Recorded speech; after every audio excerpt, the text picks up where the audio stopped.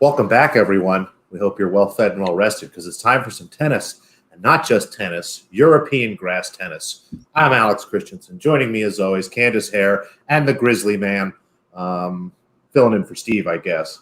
I like the beard. It's heavy. It's nice and thick. It's good you're working on it. It's post-lockdown and work from home. I just get lazy. I have other things to do. Yeah. Well, like I said, we have grass tennis. It's this short little time of the year. I wish we had more of it. It's on my list of things I complain about from a tennis perspective. Probably too much. The two of these guys have heard me complain ad nauseum about it. But it is fun. I love it. It's really different. It can be hard to predict. It can be hard to handicap. So I'll kind of start with you here, Candace. How do you approach the grass season? Again, you go back and look. There's not a lot of these tournaments. Me personally, as someone who likes to rely more on historical matches, on data and things like that, it's all very small sample sizes. So how do you try to approach the grass season? I try to look at it twofold. I think the first thing I look for is power. Players who have power, you tend to see that come through on the grass a little bit more than sometimes on the clay court swing. But I think the big thing for me when I'm looking for value is I'm looking for players who maybe have been playing poorly on the clay. Maybe they're poor movers on the surface. Maybe they've never had success over the surface. And I'm hoping that, if anything, just a change of surface wakes them up. Sometimes, as we know in tennis, that can be all mental, right? If you're a terrible clay court player, you're just thinking, woo, glad we're done with that. And so sometimes I'm just looking for that angle a bit when I'm looking at big numbers. Oh, Alex, you're on mute. I'm muted. This is what happens when you take a break. Steve, how do you approach the grass season? Again, we don't have much of it. As you start to look at matches and dissect them, is there any kind of strategies, things that you try to look for? I think this year's probably a little bit trickier than most because we just don't have the grass season from last year to go off as well. Obviously, that was skipped due to COVID. So it has been 2 years since a lot of these players have been on the surface. So I think, look, past experience on the surface works to an extent. But, when you go back through and you look at how different the rankings are for a lot of these players compared to what they were producing 2 years ago. You're looking at, Schweitek, for example, who's a top 10 player. I think she was in the 60s or 70s last time she stepped on grass. So, look, it is hard to kind of weigh that up with form so long ago. But, yeah, as Candace said, I think, you can sometimes catch some players here, I think, coming off a poor clay season, moving into the grass who, perhaps have some decent form or have shown that they can move and handle the service relatively well in the past. So I think it's trying to not necessarily be cautious, but I guess kind of marry things up a little bit more carefully, I guess, compared to, when you've got that form or exposed form, for example, of a clay season when they've been playing on clay for months and months. Yeah, makes perfect sense to me. So why don't we start jumping into the draws? We have a men's and women's event in Eastbourne. We'll start with the men's side here. Let's see if Steve can get the draw up. There we go. Gael Monfils is a 1 seed. What a fun thing to say. I thought he was a 1 seed earlier, but apparently was only a 2. You start to look here, Lorenzo Sonego's our other seed with a bye, some other kind of interesting names in there. Again, it's the week before Wimbledon, so not everybody is out and playing this week, but some fun names in here. I think this could be kind of an interesting draw, despite the fact that there isn't really any more key names necessarily in this top section. Candace, what do you see here? How do you see this kind of shaking out? I see a pretty weak draw. I mean, you mentioned it. Obviously, not everybody is playing because the bigger names are looking ahead to Wimbledon. This tournament, when we look at the bottom half as well, though, I do think that this top portion is the much more gettable spot. I mean, anytime you see Gael Monfils as a top seed, you know that it's pretty attackable.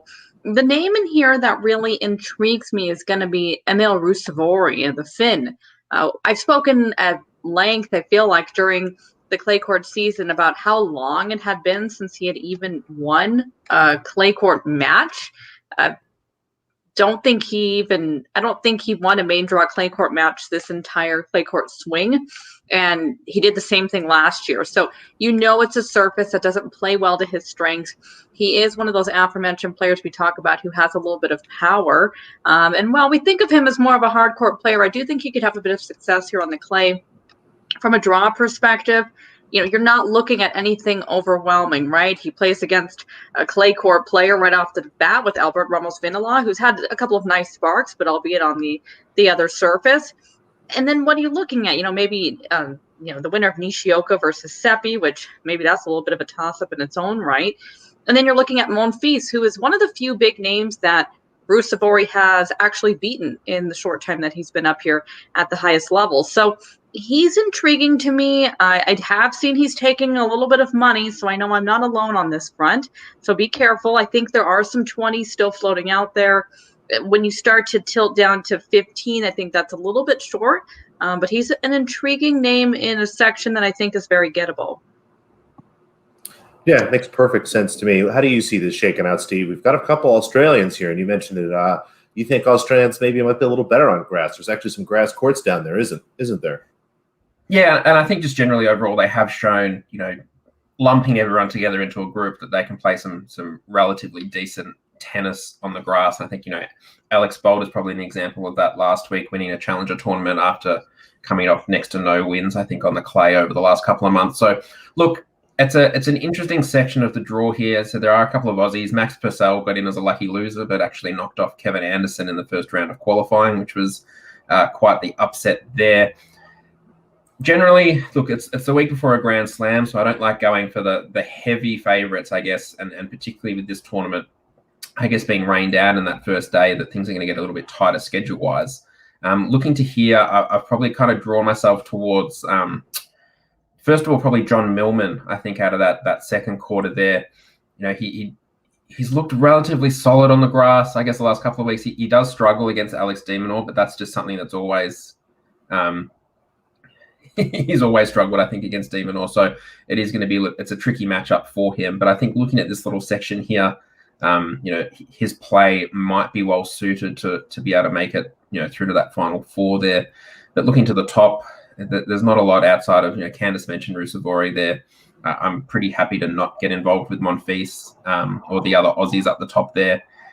Maybe Andreas Seppi can turn back the clock, but he lost in qualifying, so that also makes it a little bit tricky. So if I had to pick someone from this half at the prices that are currently there, I'd probably be looking towards Millman. Yeah, I like what you said, Steve, by the way, about the rain and the compressed schedule. It adds another interesting wrinkle to Wimbledon being next week. Now, there isn't any names right now on the screen that are going to pop out to you in terms of guys that I think are really gearing up for Wimbledon. And this is one of the things I liked about this top half. Again, it's not the very best players in the world, but these are all guys that are interested in winning this tournament. This is a nice spot, I think, for Lorenzo Sonego, who had a nice run in Italia, actually won the title there in 2019. Again, the last time we really saw anybody play on grass. So curious to see what he can do. I think this is a nice section for him, and happy to oppose really anybody in this top half. I am curious, Candice, to see how Ruusuvuori does, but I think this is a nice spot for Sonego. I have him coming through here, but should overall, I think, be a pretty competitive, and we might have some interesting matches. Honestly, as I look at the names, I think you could pick 4, 5, and even 6 names here possibly sneaking out. So any other thoughts, guys, in the top half before we jump into the bottom? I think just the one thing, and it was because I was originally drawn to Sonego, but that Antalya tournament, I'm pretty sure in 2019 was played in like the hottest conditions that I can remember ever seen an ATP tournament. Like I think it was like 45, 46 degrees Celsius, which is, far and away hotter than what they even see at the Australian Open. So I remember Sonego being, I think, the fittest of the bunch, I think, that week, but he may not have necessarily been playing the best, but not so much just for him, but there were a few other players when I looked through. It was, a lot of their standout form came through that tournament, and I was just a little bit wary. Not to say that Sonego hasn't improved, and as I said, with this section, it being not the strongest, he's certainly aided by that first round bye. But the Antalya 2019 form, I put a little bit of an asterisk next to. Yeah, absolutely. And again, I kind of put that asterisk next to most of these grass tournaments, probably outside of Wimbledon, but it's tough. And Trevor Never, we saw your question. We'll put a pin in that and get back to that, and when we get to some of those other draws. We look into the bottom half here. We've got Opelka. We've got de Minaur, a handful of other names here, and also Andrea. We'll get to Noria in the next tournament, I believe. But as we look at this bottom half, we'll start with you this time, Steve. How do you see this shaking out? Opelka, obviously, being kind of a taller, better server, sticks out. But de Minaur, one of the favorites to win the tournament here. So what do you see here? I mean, de Minaur is lucky in that, he is not surrounded by the biggest servers, I guess, on tour until he gets to Opelka, who he seems to somehow have an advantage over. when, you look at what Opelka's said in recent years about, de Minaur is the best server of anyone on tour, and he just seems to have that struggle. So I don't mind de Minaur here. I think in this particular section, I think he's got the matchup to be able to handle either Tiafoe or even, Fekina, I think, getting through that top section. Maybe a little question mark if Pospisil can improve on his form from last week and make a little bit of a run here. But I have on form in that bottom quarter, de Minaur coming out, and maybe a little surprise from that top section now that there's a lucky loser spot in there. I think Alexei Popyrin is one to keep an eye on. Big serve, big game, capable of the net. Has obviously come on a lot since the last grass court season. I think he's one to be watching here. Yeah, de Minaur is interesting because, Candace talked about looking for power players and things like that, which makes a lot of sense. But on the other side of the coin, you have some of these players with less power that actually do well in some of these quicker situations because they finally have the ability to hit winners. On the women's side, it's somebody kind of like Daria Kasatkina. And de Minaur is a very clever player. He plays well at the net, which is important here. So it's interesting to see that. I kind of hope we get an Opelka de Minaur semifinal, just simply, for kind of the dichotomy of games there, the opposition. Now, Candace looks ready. She had an important call to take there for a second, folks. If you're ready, what do you think of this second half? I'm ready. I understand the thoughts of Steve from de Minaur. He's formidable in this spot. I do think he's taking a lot of play when you look in the markets, so he's getting a little bit short for my liking. I was drawn to Tiafoe, who obviously would play him right off the bat. I love the form turnaround that we've seen from him. It was unexpected, to say the least, from me.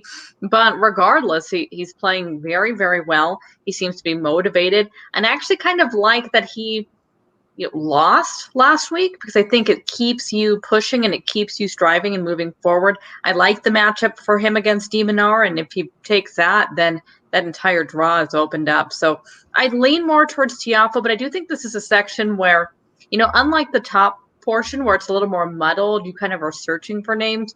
This is a section of the tournament where you can automatically pull out, those 3, maybe 4 names that they're standouts above everything else. You make a good point, and we see this in every tournament. I know I complain about it a little more than some weeks than other, but there is kind of a concentration having de Minaur and Tiafoe there that close. It's kind of annoying, but it'll be interesting to see Tiafoe, what he can do. He's someone, I describe as having a really wide range of possibilities. He could do almost anything in a good way and a bad way. So we'll see how that goes. That'll be a fun match, and I just think probably the consistency of de Minaur is probably more appealing to me when I'm going through and trying to make picks like that. But Tiafoe is definitely live in that match. Any other thoughts, guys, on this bottom half of the draw before we get to our picks?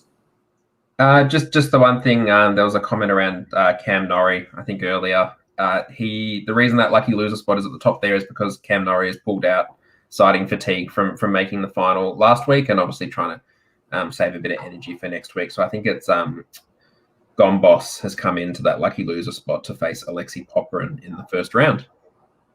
Beautiful. Alrighty. Well, we may as well jump into our picks. We'll start with you, Alex. Who is your ace for the tournament? And it's not just because I love this guy's first name, Mr. de Minaur, Alex de Minaur, if you didn't know. Really like, again, his game on grass. He's very clever. The way he moves around is really interesting. I think, again, that match against Tiafoe, Candace, you really hit the nail on the head. That's probably his toughest match. It might be his toughest match of the tournament. It's definitely his toughest match of the bottom half here. If he can get through that, I think it's a really nice week for him. And again, as I look at this draw, he might be optimistic about his chances at Wimbledon, but I think he looks at this draw and goes, you know what, let me try to lock some points down here, get this taken care of, and then even if I get to Wimbledon, at least I have every other day off. So happy to back him as my pick to win. Very nice. Go the Aussies. Candace, who have you gone for? Oh, Candace too. We just need Steve. Just need Steve to get it. Have we ever had the sweep? We'll have to go back and check. No, I think that might have been a first for all of us. I was going to say, I'm going to go out of left field because if you're going to give me a tournament with just wild names I'm never going to see again, then you're going to bait me, and you probably have. So I'm going to go with Emil Ruusuvuori to win. I get it. The form has been awful, but it's well documented.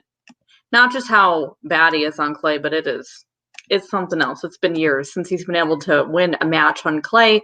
So I think he's going to be very happy to be off of that surface. Prior to the clay court swing, you have to remember he was playing quite well. We saw him win several matches over in Miami. He put together a nice little run there in Dubai when he ended up losing to Rublev. So he's been that guy kind of on the cusp, right? Still youngster, early 20s. I'm looking for maybe this to kind of start going into the hard court swing, and we'll see him be able to show that form that we all expected to see from him this year. This might be a little bit early, I'll admit it, but the draw dictated that I had to go this way because his draw is, if you're going to refine your form, this is the draw to do it. Yeah, and I think that's a good time to go for those longer odds. You know, how often do you see tournaments before Grand Slams? You see some different names in finals, I guess is probably the best example of, you know, you're not getting those big names who are playing full weeks leading into the Grand Slams. And for that reason, I've gone a little bit wider as well. I've gone for Alexei Popyrin just in that bottom half there. I think it's a good spot. He's effectively taken a seeded player's draw when you look at it. So if you can get it on a little bit of a roll and find some range with that first serve, he's a genuine chance here. Looking to value picks, I followed the Australian trend and I've gone with John Millman. I think that, again, not the strongest top half there. And as you know, it's basically a similar approach to what you've done there, Candice, in terms of taking Rusevori. I think it's trying to find that player in that price range that, you know, on potential and I think on ability on the surface can make a run when you look at what's around them. It's not the strongest bunch of seeds, I guess, for a grass court tournament. So I've gone down the John Millman path there. Candice, who have you gone for as your value pick? It sounds weird to say that he's the value, but Francis Tiafoe is actually longer odds than Emil Rusevori, which says something to the money that's been coming in for the Finn, because Tiafoe obviously won the challenger over at Nottingham. I thought he played well, you know, maybe sans the Shapovalov match over at Queens, but no Shapo here, no one nearly of that quality here. So it's surprising to me that he was longer odds than Rusevori. I have to imagine it's because of where he is located in the draw, and it is tougher, but he's been playing well enough that I have to include him. Yep, definitely. And Alex, who is your value pick? You know, talked about him a little bit earlier in his chances in the top half. Lorenzo Sonego looks like a value to me. He was around 10-1 to win the tournament. Again, I just think as I look at the bottom half and kind of the concentration of talent in that fourth quarter, I'm happy to look at the top half. It looks pretty wide open to me. I think, again, given that he has a bye, looking at that quarter at 10-1, it's a little bit of a smaller number that I usually look for my value pick, but I think that should be closer to 6, maybe 7-1. So like him at that number. Yeah, obviously a big advantage this week, particularly with the rain early, to have that first round bye and guarantee yourself a little less time on court, but enough to obviously, you know, get used to the surface in preparation for Wimbledon. Now, Candice, you don't have an unforced error selection for here. We might go to yours, Alex. Who have you gone for? As I look at this week, I'm happy to give a break to somebody by the name of James Ward. I'm not really sure who that is. Had to look it up. He hasn't played very much tennis the last couple of years. I think it was maybe 5 or 6 matches in that time. He had only won 4 or 5 of them.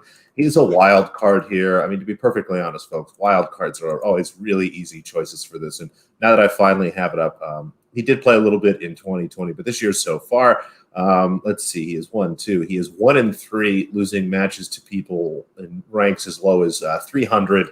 He's the wild card this week. Good luck, James. Hope you win a match or 2 and make that wild card worth it, but not expecting a whole lot out of him. He's one of the players that really didn't benefit from the whole grass season last year disappearing, because he's actually he's not too bad on grass, but yeah, he's getting, I think, towards the latter stage of his career. My unforced error, I'm giving a pass to Gael Monfils this week. Look, he might come out and win. It's going to be stressful if you back him, because there's probably going to be moments where he's either limping or concerned in some way, shape, or form, and he's, you know, probably going to end up with a couple of highlights on the Tennis TV Instagram account and whatnot. But I'm happy to look elsewhere. I think the week before a Grand Slam, he hasn't been playing well enough, I think, to justify his single figure odds at the moment. So I'm happy to look a little bit longer this week.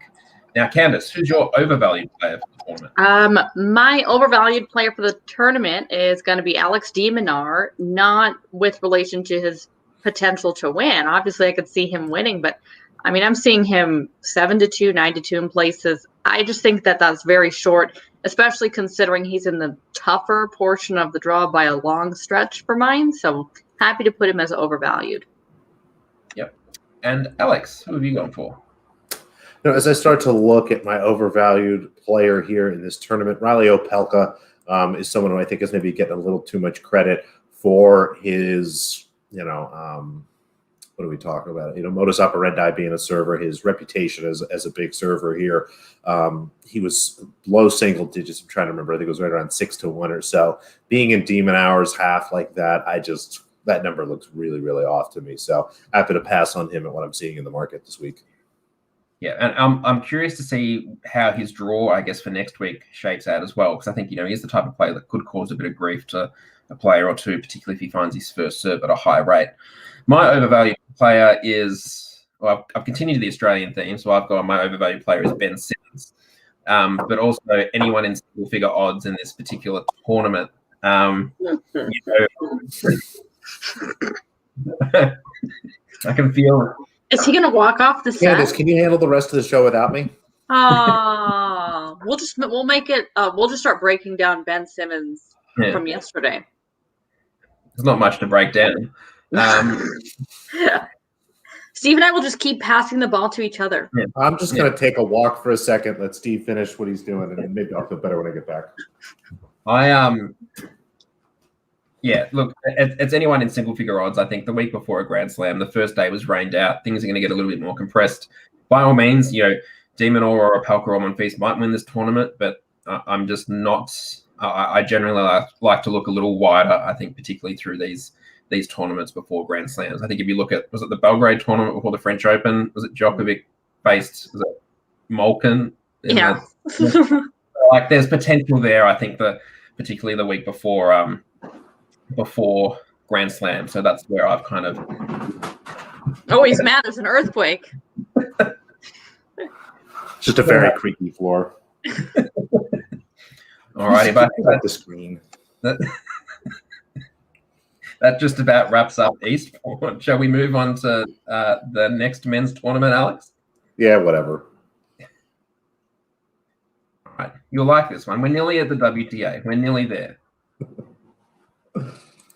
To be honest, folks, I'm happy to defend Ben Simmons. If you want to talk about it, just DM me a whole bunch. We're not going to do this here because we're in Spain and we do have one of the very big names here. Daniel Medvedev is our top seed in Mallorca. We have gotten through the first round. There appears to be no rain in the plain in Spain, Candice. But how do you see this shaking out after having seen a match from everybody so far?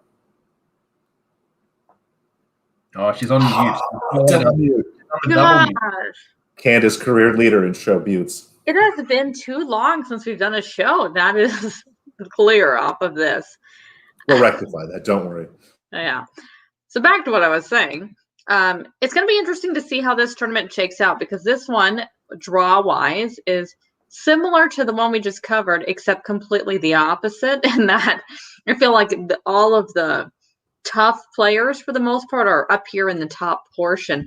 As you mentioned, we have Medvedev in there. Him against Moutet is going to be really interesting. Moutet is always that player that he can give anybody trouble. It just depends on, well, I'd say it depends on where his head is at. But sometimes when his head's a little wonky, he gives people even more trouble because you don't know what he's going to do next.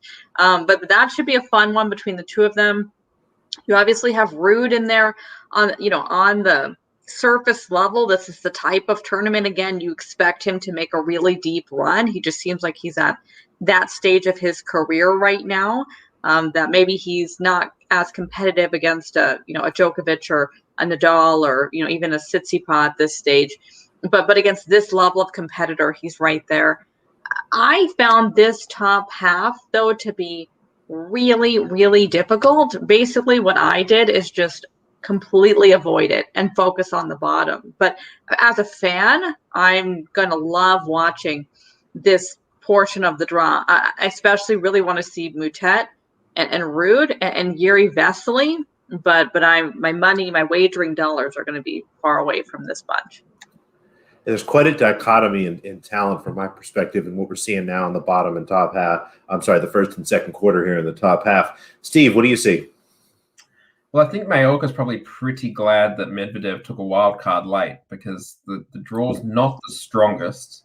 And he's an interesting player, I guess, to look at. He didn't look great in Germany last week, losing to Struff. But it's a tricky, he's got all the tools to be relatively decent on grass. It just hasn't really clicked for him. Looking through here, just when I thought I'd figured out Lloyd Harris, he goes and loses 4-2 to Moutet on grass. So that's been an interesting little revelation. But when I went through, because I did this outright preview for Betfair, when you go through and look at the seeds in this half and their overall form on grass, there's not a lot of positivity. Obviously, Lajovic is already gone. Carreño, Buster, and Ruud haven't displayed much on grass across their career. So I, again, have followed and gone along a Australian theme and looked at Jordan Thompson, who got out of jail a little bit against Andahar in that first round. But I think he's the type of player that could make his way through that second quarter there. He's not going to be overpowered by any players in that top half outside of probably Medvedev if they were to meet, and that's if they get to that point. So looking at his price, I think that was in the 20s. That kind of jumped out a bit to me. But I'm just curious to see what Medvedev does this week. I think any tournament is going to help him in terms of getting closer to that world number one spot. So I'm wary of him. I'm not going to be actively opposing him, I don't think. I'm just going to be wary and curious to see what he can do, particularly against Moutet first up. That's going to be a tricky matchup for him. Yeah, that makes perfect sense. And, as I kind of mentioned before Steve talked, this first quarter, I mean, these matches should be really fun. I'm excited to see Ruud play Sandgren. Ruud's somebody we really love on clay, but I think a lot of what he does could do well on this surface. Medvedev, to me, is just really fun to watch. He's super talented. He does just about everything well, and I think his game will work well on the surface. And then you get down to the bottom quarter, and it's like, hey, Yuri Vesely, wonder what he's going to do this weekend. The rest is kind of depressing. I'm going to be honest. I don't know who Lucas Klein is. Congratulations to him. I'm glad he won a match. Again, it's not you. It's me. But I do really like that top quarter. But I do think Medvedev comes out, even though that's where all the talent is. Moutet, that match should be fun. I expect Medvedev to move through there. And again, it just looks like a really nice half for him. And I don't know necessarily. He obviously took the wild card knowing Wimbledon's coming up. So I wonder if he looked at this for an opportunity again to scoop up some easy points here before going to Wimbledon, where he's not one of the favorites and might have a chance to make a deep run. But I don't think anyone's expecting him to win his quarter or even make the finals, anything like that. Yeah, I still think he's trying to get his footing on the surface as well. That's probably one thing. His movement, I think, out wide on both wings isn't quite there yet. And look, when the ball stays low and zips through, it does make it a little bit harder for him because he does keep it quite flat and tries to use angles when there's a lot of topspin on the ball, which he isn't going to get as much here. Yeah, makes perfect sense. Any other thoughts? I guess not. Steve just jumped to the second half. So nobody knew anything else to say, Candace. We've got Hugo there. As Trevor mentioned, a champion last week, somebody we might want to go against this week. RBA here already in the second round, Khachanov. Dominic Thiem back playing tennis. Since Steve basically cut you off, Candace, I'll let you start. How do you see this bottom half going? I'm mad. I had all the thoughts. You're on mute, so it doesn't count. Yep. So looking here to the bottom, I found this to be the much more attackable portion of the draw. Again, you have Dominic Thiem there at the bottom going against Mannarino. The name that jumped off to me immediately was Khachanov. I know we had the tough match against Lucas Pouille. I'm sure Steve will be talking more about that one. But from there on out, things really open up. He plays Feliciano Lopez next, and then the winner of Thiem Mannarino, which, obviously if you play his team, that's never an easy match. But obviously he's been somebody who has been struggling in his own right and been a little bit, and I think it's more than physical at this point. It's just really mental. So never a bad thing if you can catch a guy like him week before a major in a tournament like this where he might not be particularly motivated. So to me, Khachanov was the one that jumped off the page immediately. If you're looking elsewhere in there for somebody as maybe a little more of a dark horse, Travaglia is interesting to me, going against RBA here right off the bat. And then you look at that portion above him with Humbert, who is playing well, but certainly not a world beater. But Humbert, Kekmanovic, Roberto Caballos Baena, and Sam Querrey. It just seems very gettable for a player who can get streaky. So I thought that this bottom portion was really fun. I would lean towards Kachanov, but there's a number of ways you could go here. How about you, Steve? What do you see happening here in the bottom half of the draw in Mallorca? I very nearly went for Adrian Mannarino here. I think when you look through this section, the looking through past form on grass, and then obviously a player that kind of fit that bill of probably a disappointing clay season, but has shown potential on the surface in the past, and also playing at home, I've kind of gravitated towards Bautista Agut here. I think he's shown. I think he made the semi-final of Wimbledon in 2019, and it was one set all with Novak, so he's more than capable on the grass. It's just a matter of him, I guess, finding form quickly here against Travaglia, who's been able to get a match on court. Humbert is obviously coming off a very impressive title and a lot of competitive matches last week, but has a first up match with Kekmanovic, who's I think another one of those players with that 2019 Antalya form that makes it a little bit hard to kind of gauge. Looking to the bottom, Lopez versus Kachanov. I want to tune into that match just to watch them both serve from 5-all onwards, just when things start to get tight. But Lopez could maybe turn back the clock. But I think looking to here, I'm happy to kind of play around team. I think from that bottom corner, Mannarino is a tricky customer, keeps it flat, uses his lefty serve out wide, is one to kind of keep an eye on. But also, Bautista Agut from that third quarter is going to be a tough out at home. Yeah, I like the winner of that Khachanov-Lopez match, and I'm with Andrew here. I love Lopez. I'm going to try to find a way to back him in that match. He's had a lot of success on the surface. He's done planning tournaments. I think this is a nice spot for him. Again, like you said, Steve, kind of reach back a little bit, maybe find some of his better form, and he could easily make the finals in this tournament. As I start to look at the draw, I mean, RBA is very good, but again, he's somebody that I wonder if is actually looking ahead to next week. You look at Humbert, he's coming off the finals. I don't think that he's going to have a ton of the tank, and it's a really tough draw. I mean, he's got Kekmanovic. I think the Querrey will be there in the next match, and then it's RBA maybe, then it's Khachanov or Lopez or Team even. I mean, this is just a really tough half of the draw. As you start to look at it and think about the potential of these players, maybe a little more than kind of what we've seen. Again, with the surface change here, we'll see how it goes. But I kind of like Lopez here. I think this will be interesting. But overall, I think if RBA is playing well, and as much as I think he might be looking a little bit ahead to next week, at the same time, this is a chance for him to grab a couple matches, at least win this quarter, maybe make the final, and then get into next week with plenty of time, I think, to recover. So that is the name that I have picked coming out. It'd be nice to see Team, but again, not his best surface, I think, and he's not at his very best. Any other thoughts from you guys here in the second half? It is kind of an interesting conversation with Lopez to see how much he can turn back the clock. I mean, it's maybe a testament to his. I mean, we know how well he plays on this surface, but his lack of overall success, especially from a singles perspective. I remember thinking, like, when you guys were just talking about him, I remember it was maybe six years ago when I was first on Twitter. And I remember having a conversation with Matt Zemek, who I'm sure many of you know in the tennis community. And he asked, who is the one player you're surprised has, or that you're most surprised has never made it to the semis of a major? And I immediately said Feliciano Lopez at Wimbledon. I mean, it was crazy that he never made it further than he did, given his prowess on the grass. Yeah, and it's a tricky one because we're kind of asking him to turn back the clock that he already turned back in 2019. Like he already did that, and now we're asking him 2 years further down the track of his career to do it again.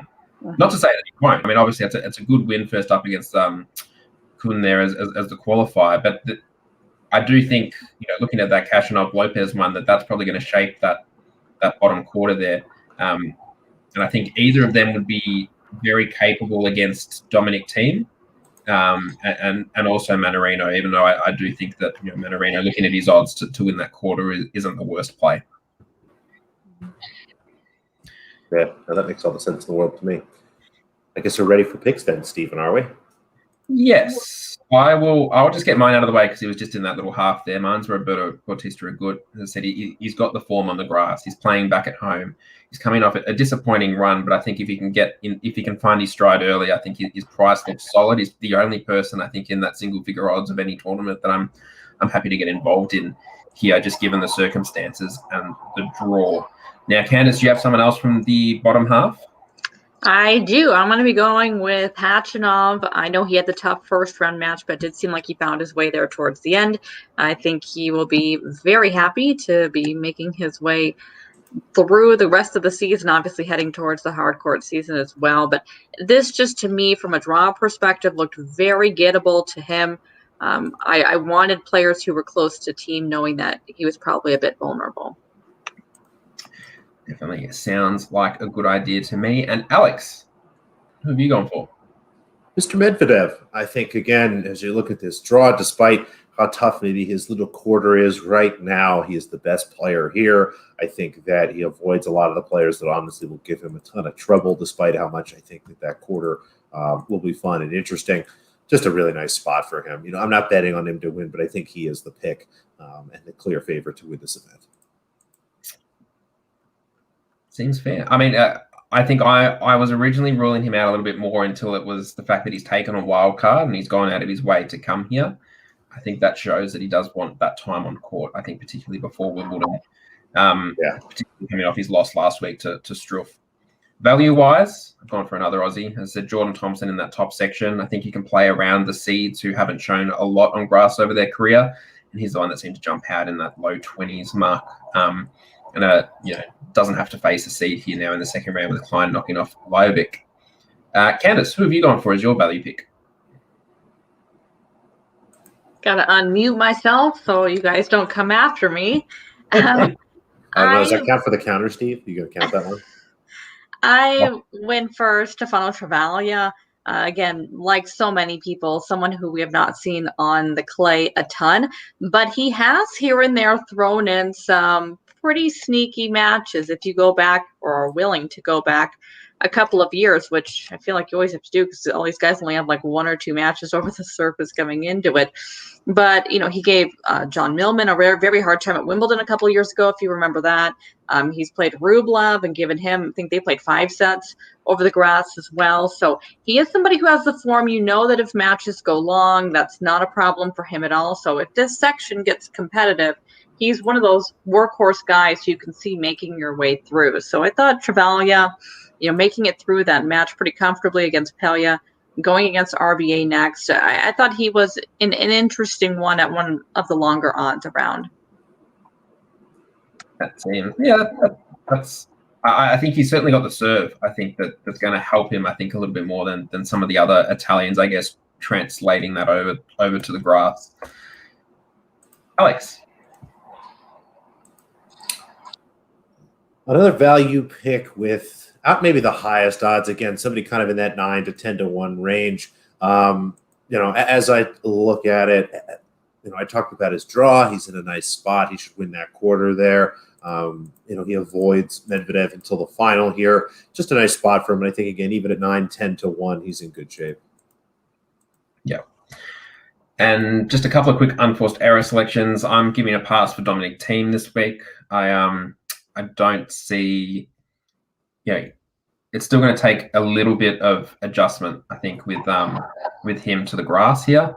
I think it's going to be a slowly but surely thing with him. I think if he were to win this tournament, it's going to be playing, because it does stay low, he's going to be playing low percentage tennis, I think, in patches. I think he very well could win, but I just don't think at his odds that I'm particularly keen to get too involved there. Alex, who have you got as the other unforced error for the tournament? Now, it turns out he may have lost already, but I gave kind of a pass to Luca Pouille since he's more focused on trying to fight Nick Kyrgios than maybe playing tennis. Good for him. I hope he does it. I'd like to see that. Let's do it. Let's go. Let's have somebody. Let's call Nick Kyrgios out on his bullshit. Oh my gosh, Alex found the foolproof unforced error. Just pick the guys who've already lost. Yeah. That seems like a good idea. I still think Benoit Paire is my best unforced error. I'll stand by that. Alrighty, my overvalued player is pretty quick because it's Dominic Thiem again. I just think he's under the odds at the moment. That's the key thing. I think he is returning. He's obviously skipping the Olympics, focusing on that US hard court swing at the end of the year. So happy to be against him here, I think, at the odds that are currently on offer. But I am curious to see how he goes. Candace, who have you gone for? I have gone for, trying to remember. Oh, I've gone for Medvedev. I think it was one of the big names. I went for Medvedev because, as we spoke about at the beginning of this tournament, the top portion is the portion that I thought was much more difficult. So even though, this is him showing up here and this is a surface where he should be able to do well, and I'm sure he'll do well next week, I just hate that draw. I mean, when you're looking at the prospect of Moutet, then the winner of Sandgren Ruud, then somebody out of that PCB, Vesely, Jordan Thompson, Horansky group. I mean, unless it's Horansky, I don't think he wants anything to do with any of those guys. So for me, when you're looking at, somebody who probably is already looking ahead to next week to begin with, when he woke up and he sees this draw, I can't imagine that he's terribly happy. So I'm going with Medvedev. Yeah. And with that, hopefully we start to see a smile on Alex's face because we can switch to the women's draw. Hooray. Shall we start with Eastbourne? Did you get me for my overvalued player? Yeah, I did. You did. It was Humbert, jerk. Sorry, I thought it was going to be... Yeah, that's it. My overvalued player is Humbert. Steve's a jerk. He won. He's too short. Next. Yeah. We're back in Eastbourne. Women's tennis. Arena Sabalenka is our 1 seed. Belinda Bencic down there off the 2nd place finish last week. Andreescu, I think, is here. I think is playing. Karolina Pliskova finally on a surface that might be good for her. Steve, what do you think of the top half of this draw? Can I just hang on? So it's the 22nd of June, 2021, where I am. And it is the day that Pliskova is value in and outright. Are you sure about that? What a world we live in. What a world, because it's also the tomorrow for you guys, but that's fine. I think she is. I think, look, when you look at that top quarter, it's just there's a lot of power there.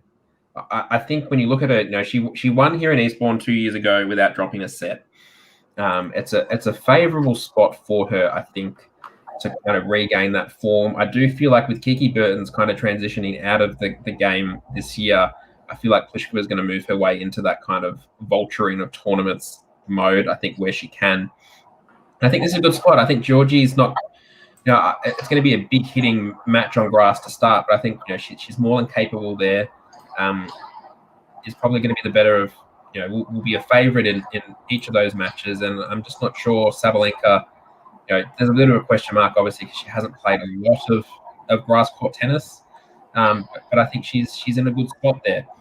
If you're looking for a little bit more value, I guess you could probably look to that second quarter because I think, we've got Bencic coming off a final, Andreescu, who's looked a little bit rusty. And then, we've had, I think it was Madison Keys in there, but now it's come in as Christina McHale.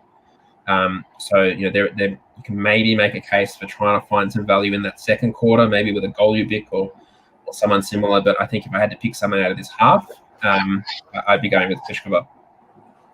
Yeah, I think that's a pretty solid pick. And Candace, you might agree. I mean, I understand his philosophy, definitely. I'm not completely opposed to it. I just never thought I would see this day. So I'm a little bit speechless, to be perfectly honest with you. For me, looking at this section, she probably is the one who you'd be looking to. I found myself going to the other portion of the draw, which we'll speak about in a moment. I guess the one that's worth mentioning in here in this portion is Bianca Andreescu. You're really trying to get a gauge of where she's at this stage. Well, with everything that's been going on with her, it feels like, you feel bad, like she can't really catch a break. And this just does not seem to be the portion of the draw where if she is here and if she is playing, you would want to be slated going against Christina McHale to kick things off. And then, presumably a Kontaveit. That's really, really difficult way to say, hi, hope you're feeling well. So feel bad for her, hopefully all is well. But otherwise, my kind of focus betting-wise is going to be on the other portion of the draw.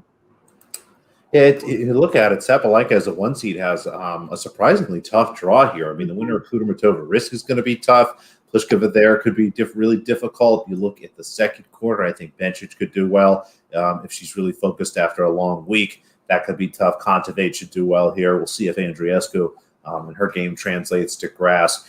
I think it does set up nicely, though, for Sabalenka, hopefully. I mean, this should be a surface where she has everything you want. I mean, all the power, a solid serve. She plays a lot of doubles, so her volley game is pretty good. Her hands are fairly quick, and so is her touch at net, which is really important here. So we'll see I'm curious to see if she's interested in making a run here in a tournament I think she could win if she wants versus, getting a couple matches in and then getting ready for Wimbledon. Just a really interesting top half. I mean, I think Pliskova could do well. Bencic again could do well. Just a lot more question marks around the players that I like than I'd really want to. But, as I look at it, I've got Sabalenka coming in here to the top half if I have to pick somebody. Yeah, I'd probably put bigger question marks against Andreescu and Pliskova if there's more rain early in the week and they're going to have to start playing double matches later in the week. I just don't think Andreescu is the type to want to really get involved in 4 to 6 sets in a day just before a Grand Slam, given her injury history. And I just don't know if Pliskova cares enough to do that. And it is something that might favour, Belinda Bencic, for example, if another day was to be rained out or things are kind of pushed back a little bit to give her a little bit more of a break from last week. That makes perfect sense. Unless you guys have anything else, we can jump into the bottom half of this draw, where we've got Anastasia Pavlyuchenkova off a really fun run at Roland Garros, Iga Swiatek, Elise Mertens, Alina Svitolina. Some fun names here. Candace, what do you see in this half? Oh, almost. Yes. Almost. No, stop it. Didn't count. Wasn't long enough. You got I saw you mouth a word. That counts. I mean, this is a portion of the draw where when I looked at it, there were a few things that jumped out. Elina Svitolina there at the bottom, somebody who I'm never going to be mad about being a high seed in tournaments. You always feel like you can work your way around her a little bit there. Swiatek, it's going to be interesting to see where on earth she's at. Obviously, it's been a little bit of a roller coaster time from her going through the French Open and seeing where just mentally where her head is at right now. I really am intrigued by Kasatkina in this section. She gets Zvonareva first, obviously a veteran who has had a lot of success on grass, but probably a couple years past her best days. And then presumably you would imagine likely to go straight up against Swiatek. And considering how the French Open ended, I don't think that's a bad thing. So Kasatkina, interesting to me. If she can make her way past Swiatek, then you're looking at Pavlyuchenkova, Ostapenko, Ons Jabeur, who obviously has recently won, and then Vondrousova. I just think there are some players here who, whether it's mentally because they're coming off of a really tough loss in the sense of the Swiatek, or mentally maybe they're looking ahead or have come off a big win, like someone like Jabeur in this section, and I'm intrigued to work my way around them. So for me, Kasatkina it's very, very interesting. There's a lot of fun names here. I do think this sets up. Swiatek, her first match is going to be tough. It's a surface change for her. Watson's in a little bit of form, but you might see Kasatkina with some fatigue. As much as I like her game here, I look at the top half. There's Jabeur, Pavlyuchenkova in her first matches on grass. It actually might be a nice spot for Ostapenko to kind of rip through some matches here and maybe be a surprise semifinalist, if not finalist. Svitolina has done a little better on grass than maybe you give her credit for. I'm curious to see if Coco Gauff can get past Elise Mertens there. That might kind of be fun for her. But Elena Rybakina is the name that I have picked out. I think that she is the best player in this half, not only in general, but on the surface. I think that she has a great chance to kind of rip through the bottom half of this and continue to build on a little bit of the form that she found in Roland Garros. So fingers crossed, and let's hope that she continues to do well. But I've got Rybakina here. It's a funny old half. It's kind of stacked in a way in terms of that there are a lot of these players that are capable of playing on grass. Ostapenko's made a run at Wimbledon. Jabeur won last week. Kasatkina made the final last week. Heather Watson looks solid on grass. Swiatek won as a junior at Wimbledon. Coco had that run in 2019. There's very capable players through here, and I get a little bit stuck because my two players, and I've been pretty strong on this across the majority of the year, that I don't like getting involved in Elise Mertens or Elina Svitolina outrights. They're both in the same quarter, which makes things a little bit stressful. But that's okay. I think Coco is one that I'm really intrigued. She made such a good run at Wimbledon in 2019 at an incredibly young age, and she's obviously now got one of the strongest serves on tour. So I'm curious to see how she handles the conditions here this week. I'm a little bit wary of Vondrousova. I think when you go back and look at her form, you look at her grass form of 2019, that was coming off losing Roland Garros final. And I think she also picked up an injury as well. So it's not the best form when you look that she lost to, I think, Mertens and Brengel. Lost, I think, 4-6, 6-7 to Samsonova, who went on and won the tournament last week in Hamburg. Well done, Alex, for picking that one as an outright. But yeah, it's certainly a stacked little section, I think. It is. It's a fun little bottom half of the draw here. Any other thoughts, guys, before we jump into our picks? Nothing from me. Let's dive in. Alrighty. Shall we start with, because I missed you last time, Alex, who is your ace for the tournament? My ace for the tournament, my pick this week is Iga Swiatek. As I start to look at the talent of the players here, I think that she does want a chance to get some matches under her belt here. And once she gets to the semifinals, finals, probably look to just close things up again. I don't love being excited about big names the week before Wimbledon, but given that you have every other day off there, I don't know if it's nearly as serious as everyone thinks it is. So I have Iga as my pick. And I think particularly with such a short season as well, like you want to make it the most of the grass court season while it's here for like 4 weeks compared to the rest of the tour. Candice, who have you gone for as your ace? I have gone for Daria Kasatkina. Obviously, we saw her get off to the red hot start at the beginning of the season. Kind of dipped a little during the clay court season, but we saw that really come back in Birmingham when she lost in the final to Ons Jabeur. She is just having a fantastic year. I know we've talked about it a number of times, but I'm looking for her to maybe make some waves here in this draw. I get what you guys are saying, that it is maybe a little bit stacked here on the bottom end. You have players who at least play well over the surface, but I particularly like her setup, that she would maybe take Swiatek there early. If she can take advantage of maybe Swiatek going through a little bit of a mental lull after what has happened, recently transpired, then I do think things open up for her just a touch, and maybe that top portion above her with Pavlyuchenkova and Ostapenko and Ons Jabeur and Vondrousova, maybe they can beat each other up a little bit. So I like Kasatkina sitting at a nice price. Yeah, I'm not going to argue with that. And I think her game suits the surface quite well, and I don't think anyone that's really an unfavorable matchup for her when you kind of run through what she's projected to face. I've gone to the top half. I've gone for Karolina Pliskova. I think she, again, she's shown form here in the past. She's shown form on the grass overall. She's against other big hitters. I think that there's probably going to be a couple of tie breaks, and it may come down to whether she serves double faults or not in key moments, which she seems to have done a little bit this year. But I think if I had to pick someone from that top half and looking at the current prices in double figure odds, I'd be leaning towards Pliskova there. Alex, who have you gone as your value pick? Miss Rybakina, who I just talked about there in the bottom half, she was right around 25-1 to start the tournament. Still is right now, I think, in the 20 to 25 range. Any number that starts 20 or better is a good number for her here. Again, really like her game, like her opportunity here and her spot in the draw. I think that's just a fantastic number to bet on this week. Candice, who's your value pick? I'm sticking with Kasatkina. I'm seeing her sitting around 20s. That's a big price for me when you're comparing to some of the people who are sitting much shorter than her. I mean, you have someone like Mertens sitting at 12-1. You have Andreescu sitting at 12s. Even Jabeur, who she was just, again, is sitting there at 10s. Again, I'd like to talk a lot about discrepancies.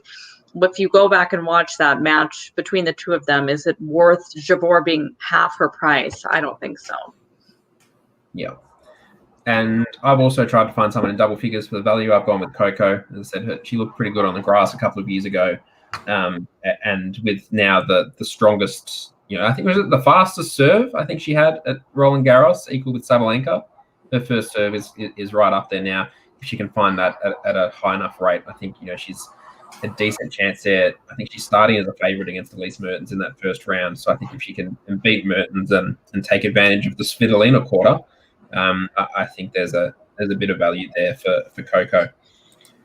Moving on to the unforced errors. So Alex, you, I believe, have a player who may have had a long week last week. Miss Belinda Bencic finished second in her tournament last week. I think that she is someone that I think is looking forward to Wimbledon and has a chance to make a real run there. Just to maybe give you a little bit of spoiler, take a look. If you have her at 40-1 or better to win Wimbledon, give that a little bit of a sprinkle. I think that she's in good form. And I think given that some of the physical issues she has, she is a prime candidate for somebody looking at this week and maybe not taking it as seriously as you would want to, given that she's looking ahead to Wimbledon. So going to give her a pass. And I'm giving a pass to another player who had a long week last week in Ons Jabeur. I think she played, so she obviously won her first title, but also made the final of the doubles. So she's had a long week last week across both of those situations. And I think, looking at it, that Vondrousova at plus 250 or $3.50 is probably going to be a play for me, I think, later today.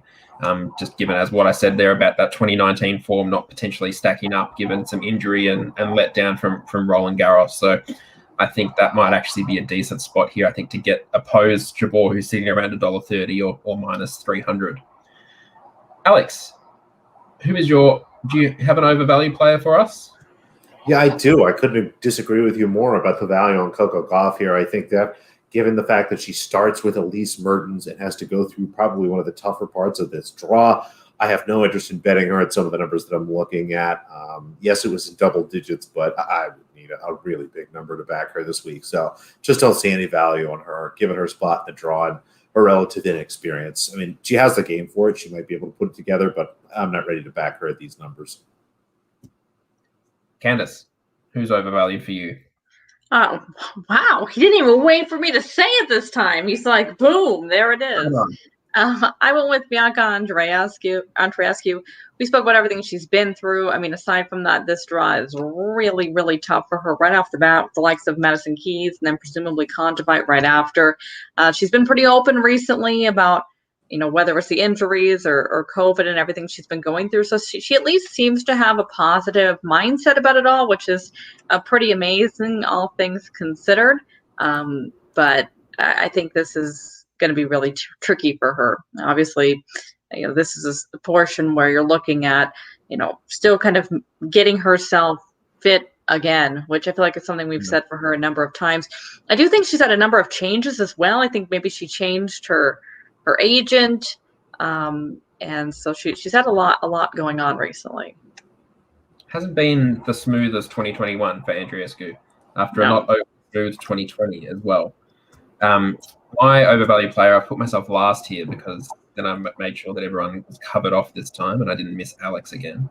I've gone for Iga as the overvalue player. Yes, I know she won Wimbledon as a junior, but she just hasn't played a lot on the surface to be able to kind of justify, I guess, such a short price, I think, in the outright markets when you look at where she is at the moment. But again, I'm probably not going to be actively opposing her, I think, early in the week, but I just don't think there's value in her outright price here the week before a Grand Slam.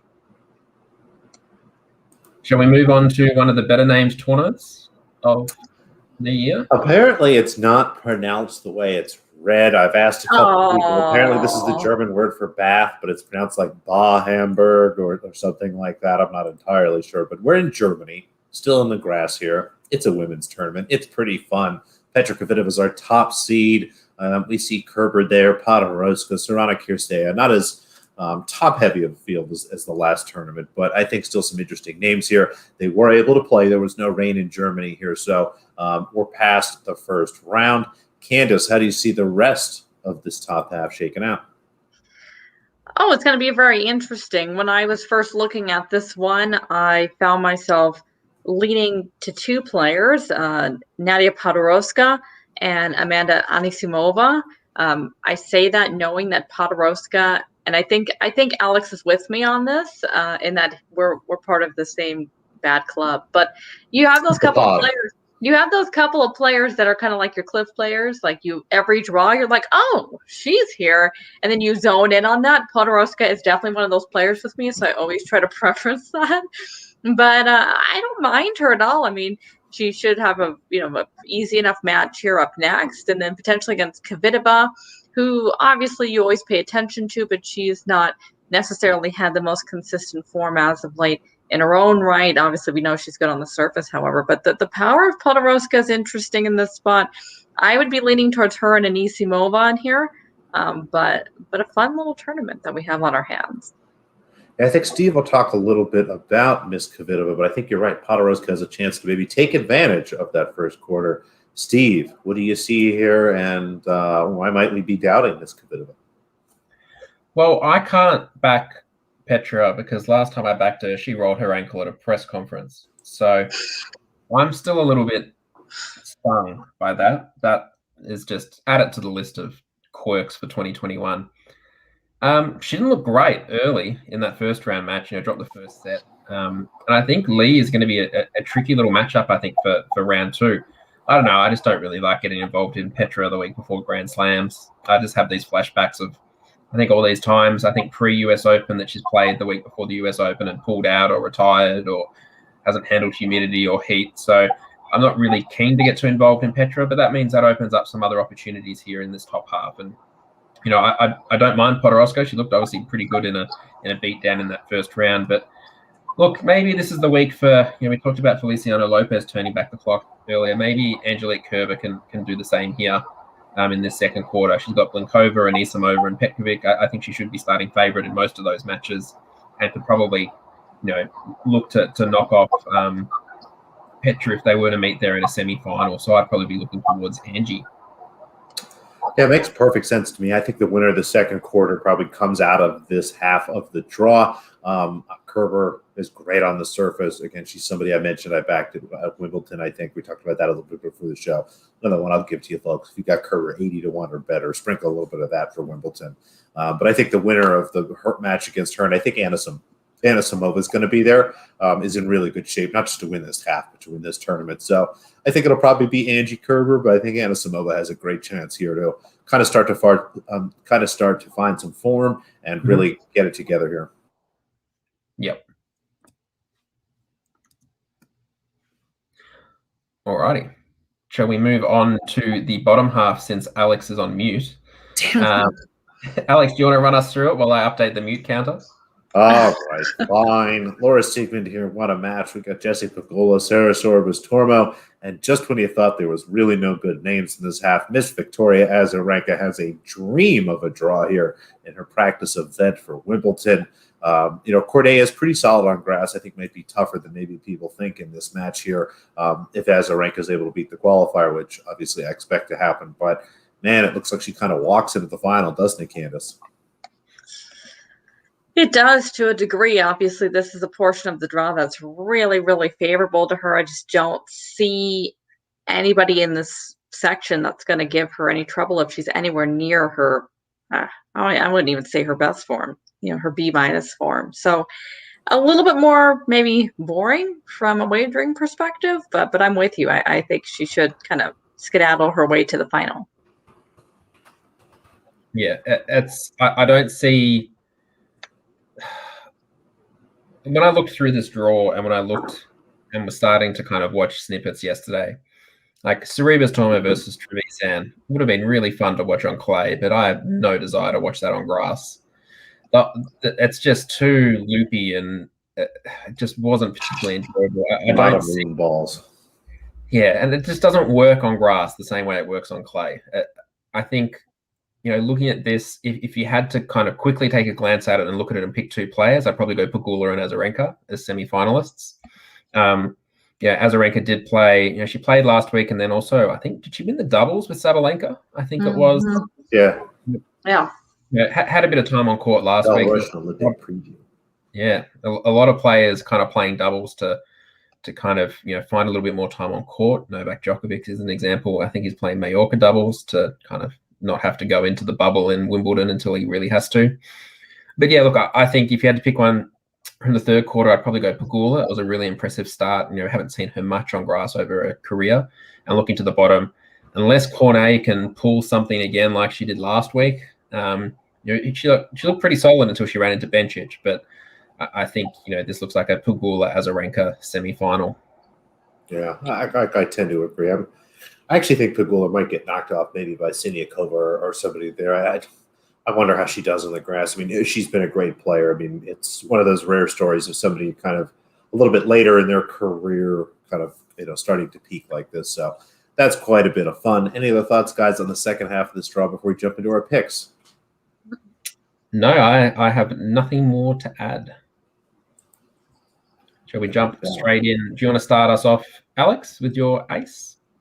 Sure. I think it's pretty clear at this point. Miss Victoria Azarenka, just a fantastic draw for her. She is great on this surface. Everything coming together for her. I think this is a great spot for her to not only win a turn, not only get some matches under her belt, but win a tournament before Wimbledon. She'll have all the advantages of later matches, being a more popular player, and all the breaks she needs if she does win this week. So I like Azarenka. And hopefully we get to the weekend and our aces are playing off against each other in a semi-final, because I've gone with Jessica Pegula just at her odds. I think here I'm happy to take. I think if you had to pick out of Pegula and Azarenka's runs to the semi-final, I think you could maybe make the case that Azarenka's is a touch more difficult just because of Cornet and I guess what she's been able to produce. But I think Pegula is an interesting spot here and an interesting player to take. Candice, who have you gone for? I wound up going for Podoroska, as I kind of alluded to here to begin. What? Surprise. You were laughing. I was scared I muted myself again. I'm very nervy on this now. I alluded to it earlier, but again, love her portion of the draw that the seeded player that she's closest to going towards is going to be Kvitova, who we've all kind of agreed is a little bit vulnerable in this spot. Mm-hmm. So I'm going to go with her. Did Podoroska beat Kvitova in Melbourne, didn't she? Did they play maybe the week before? I feel like they played in that lead-up tournament. They played a tiebreak or something. I feel like they did. They played in Melbourne 75, and Podoroska beat her in a tiebreaker in the third set. See, so there's form there. She just needs to continue it. Now, who's your value pick, Candice? We might as well roll right through because there might be same. I love the odds that we're seeing. I mean, again, when I'm always looking for discrepancies. A lot of times when you're looking at outright. So when you see Alizé Cornet is 11, but Podoroska is 14 with most books, that's too big for mine. I mean, even when I mentioned we first talked about this portion of the draw, I looked at it as Podoroska or Anisimova. I mean, even between the two of them, you're looking at 14 versus 8. I mean, that's pretty significant for mine. And so of those few players that I thought had a decent chance, she was the one who sat at the best odds for mine. Yeah, that seems fair. Alex, who have you gone for? I like Miss Anisimova here. I mean, I was looking at her at some nice numbers, right around 14, 15 to 1 or so to win this event. She's avoided Azarenka until the finals at least. I think that her game, her talent here really sticks out. She should do well on grass sooner rather than later. And I think, again, this is a spot for her, given some of the struggles she's had, not only with family stuff, injury stuff, just has had a tough last year and a half as about anybody. Has a chance to get it together here and I think make a nice run. And again, I don't expect her to be looking forward to Wimbledon. I think she's one of the players that's going to be locked in this week. So like her, and I think there's a value on her number. Yeah, and I'm looking for someone else to regain their form in Angelique Kerber. I think I touched on it at the time. I think her draw is pretty favorable. And again, similar case to Candice. I think it's okay this week to go against Petra in that top half. And I've kind of landed on Angie there. Unforced error-wise, I'll just lead this one off because it is Petra Kvitova.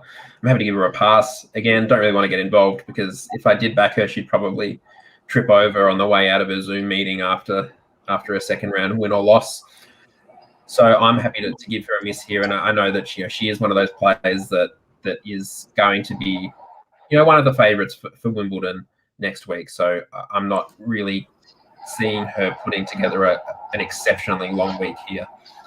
Alex, do you have similar thoughts? Totally agree. She withdrew in her last tournament in that match. She lost a set to someone I've never heard of today. Totally happy to give her a pass. I don't think that she's really locked in here and looking to do too much this week. She is one of the favorites to win Wimbledon, which doesn't make a whole lot of sense to me either. But going to give her a pass this week. More than happy to do that for Miss Kvitova. Now, Candice, you didn't have an unforced error, but do you have a similar overvalued player? I do. My overvalued player is Petra Kvitova. CC Alex. You guys just heard it all. You're fine. Yeah, and look, I could say the same things again, but I've also gone for Petra here. As you can tell, I think from all of our plays here, we're happy to kind of look at into different areas. Not necessarily her straight away opposing her, but I think there's certainly value to be had in this draw. And my dog agrees. Poppy agrees. Yeah, exactly. To wrap things up, Alex, who is your overvalued player?